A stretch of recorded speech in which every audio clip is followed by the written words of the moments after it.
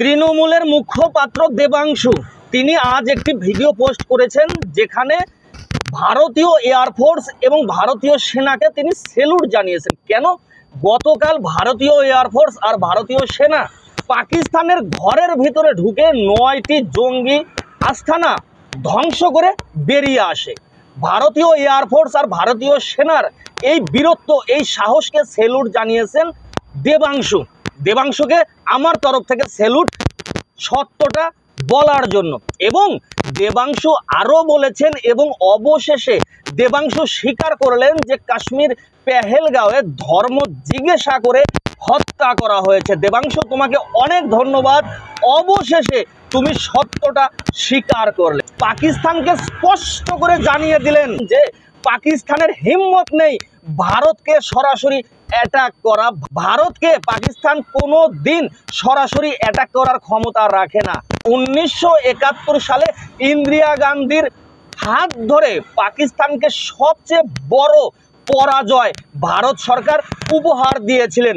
সেই কারণে পাকিস্তান কখনো ভারতের বিরুদ্ধে সরাসরি অ্যাটাক করবে না। পাকিস্তান সবসময় পেছন থেকে আক্রমণ করে, পেছন থেকে অ্যাটাক করে। কিন্তু বন্ধু দেবাংশু, তুমি ভুলে যাচ্ছ, এবং আমতা আমতা করেও স্বীকার করতে করতেও তুমি স্বীকার করতে পারলে না। কেন সেটাই আমার বোধগম্য হচ্ছে না। তার কারণ বর্তমান প্রধানমন্ত্রী নরেন্দ্র মোদীর হাত ধরে আমরা ভারতীয় 140 কোটি আজ পাকিস্তানের বিরুদ্ধে চোখে চোখ রেখে আঙ্গুল দেখিয়ে কথা বলার সাহস রাখি।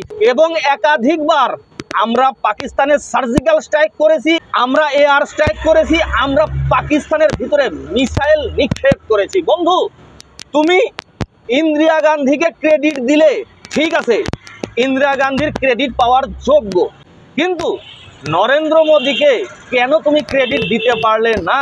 নরেন্দ্র মোদীর ক্রেডিট পাওয়ার যোগ্য আমরা ভারতবাসী 140 কোটি নরেন্দ্র মোদীকে এই সাহসের জন্য, এই বীরত্বের জন্য নরেন্দ্র মোদীকে স্যালুট জানাই।